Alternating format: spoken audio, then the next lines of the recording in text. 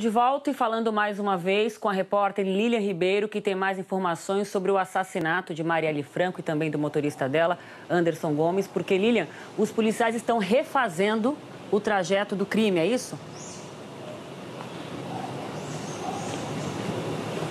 Isso, Aline. Lilian, continua de olho em tudo aí, em todos os caminhos e progressos dessa investigação. A gente fica de olho com você, qualquer novidade, já sabe, tô aqui.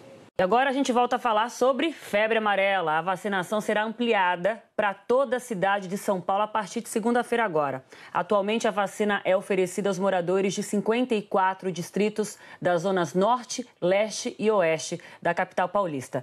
A Adriana Perrone chega junto aqui com a gente na edição das 4 para contar se a prefeitura tem alguma meta já nova de vacinação para a cidade. Fala, Adri.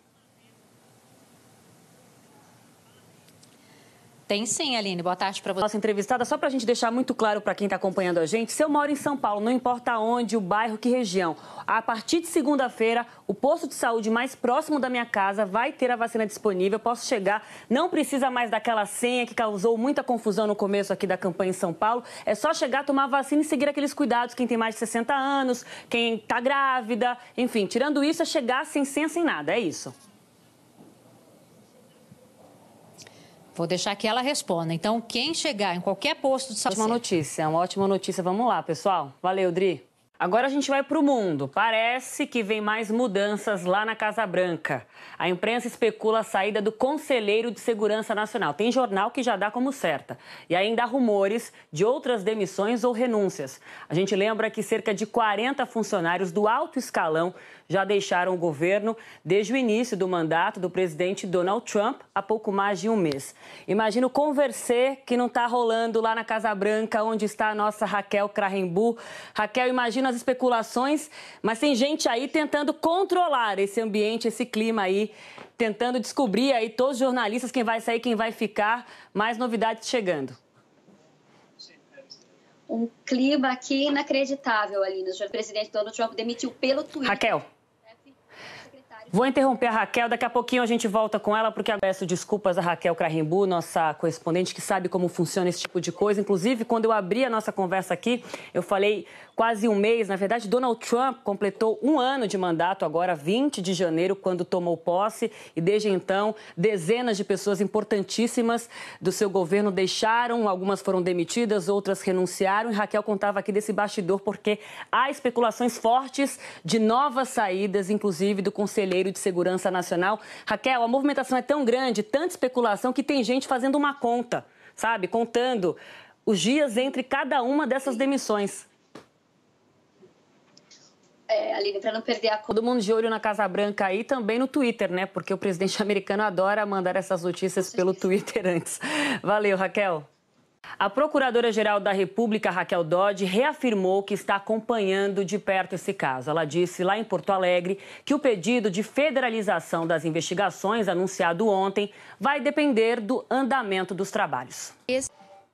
E a gente volta a falar sobre o assassinato da vereadora do PSOL, Marielle Franco, e também do motorista dela, Anderson Gomes. Você viu mais cedo aqui que a Polícia Civil identificou que a munição usada no assassinato é do mesmo lote usado naquela que é considerada a maior chacina da Grande São Paulo. Esse caso aconteceu em Osasco, 2015, quando 17 pessoas morreram. Agora é a Thaís Itaque, aqui de São Paulo, que tem outras informações pra gente. Oi, Thaís, boa tarde. Boa tarde, Aline. Boa tarde a todos. Guaraci, boa tarde. Mais cedo, a nossa comentarista aqui, Natuzaneri, conversou com uma fonte dela da Polícia Federal que disse que o fato do Rio de Janeiro ter recebido grandes eventos, um atrás do outro, Copa do Mundo, Jogos Pan-Americanos, Olimpíadas, favoreceu um ambiente para esse tipo de crime, furto ou mesmo a venda irregular desse tipo de munição que foi aí constatado nesse assassinato na última quarta-feira no Rio de Janeiro. Como é que você avalia essa possibilidade? De fato, um contexto como esse favorece situações assim? Novas revelações cheguem e, Guaraci, muito obrigada pelo tempo, pela sua análise aqui com a gente na edição das 4. Thaís, obrigada a você também. Natuzaneri está aqui já para comentar um pouquinho essas novidades em relação à investigação. Natuza, seja bem-vinda. E vamos começar falando, então, sobre essa afirmação já confirmada de que se trata de munição vinda de um lote que foi vendido para a Polícia Federal. O que mais você apurou sobre isso? Boa tarde, Aline. Boa tarde, assinante, Aline. Copa do Mundo no Brasil inteiro. Também tivemos Olimpíada e que a Polícia Federal transportava essa munição para o Rio. Não só para o Rio, no caso da Copa do Mundo, para outras localidades no Brasil, mas sobretudo no Rio de Janeiro, no caso dos Jogos Pan-Americanos e na Olimpíada. E Polícia Civil, Polícia Federal. E que é portanto, muito possível que essa munição tenha transitado e chegado nos estados por meio desse compartilhamento, não só de efetivo policial, mas também da própria munição. Mas isso, segundo a sua fonte, pode reforçar a tese de envolvimento da polícia nesse caso? Isso. O que dá para dizer é que uma das hipóteses dessa munição ter saído da Polícia Federal em Brasília, porque essas compras, é bom que se diga, são centralizadas em Brasília, para outros estados, incluindo o Rio de Janeiro, é na hipótese de compartilhamento dessa munição em razão de eventos em que a Polícia Federal vai para outros estados, se desloca em outros estados para dar atenção à força de segurança. Fato é que esse quebra-cabeça vai começando a ganhar novas peças que começam a se juntar e fazer algum sentido, né, Natuza? Mas ainda é muito cedo para a gente concluir qualquer coisa, né? Ainda é muito cedo. Um dos policiais... Mais cedo você comentou aqui que o governo quer liberar mais recursos para o programa de proteção de defensores dos direitos humanos e também jornalistas, pessoas que têm um perfil muito parecido com o da Marielle, que foi morta essa semana no Rio de Janeiro. Conta mais. Eu conversei com o ministro dos Direitos Humanos, o Gustavo Rocha. Ele disse o seguinte... Dinheiro para tudo isso, né, Natuza? Dinheiro não há. O cobertor, como você disse mais cedo, está curto. Está curto. Obrigada, Natuza. Obrigada. Amanhã, a Operação Lava Jato completa 4 anos. As investigações, você bem sabe, desvendaram um esquema bilionário de lavagem de dinheiro, corrupção e diversas fraudes entre empresários e gestores da administração pública. Lá em Porto Alegre, procuradores que participam da Força-Tarefa em vários estados fizeram um balanço. A gente vai ver aqui alguns desses destaques que foram divulgados. De acordo com a Procuradoria-Geral da República, 39 investigações da Lava Jato que tramitam hoje em tribunais superiores. 34 delações premiadas foram firmadas e enviadas ao STF para homologação, envolvendo a devolução de 2 bilhões e 700 milhões de reais.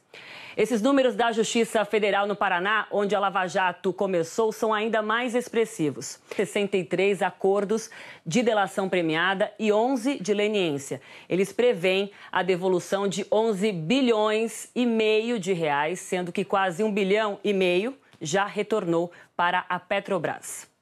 Pela manhã, em Porto Alegre, a Procuradora-Geral da República, Raquel Dodge, defendeu a importância de se avaliar os trabalhos feitos até agora pela Lava Jato e traçar novas estratégias para que o combate à corrupção ganhe cada vez mais força. Dodge disse que é importante que as pessoas percebam que a lei vale para todos. Dinheiro do cidadão, inclusive, né? Nosso dinheiro. E agora há pouco, os procuradores deram uma entrevista coletiva para avaliar esses 4 anos de Operação Lava Jato. Isabela Camargo, nossa grande expert de Lava Jato aqui na Globo News, quase todo dia trazendo notícias de lá sobre o assunto. Isabela acompanhou essa coletiva, vai destacar aqui pra gente a conclusão dos procuradores, que é a seguinte: apesar de todo esse trabalho, todos esses números impressionantes, eles acreditam que ainda há muito a ser desvendado. Certo, Isabela? Boa tarde para você. Certo, Aline. Boa tarde para você.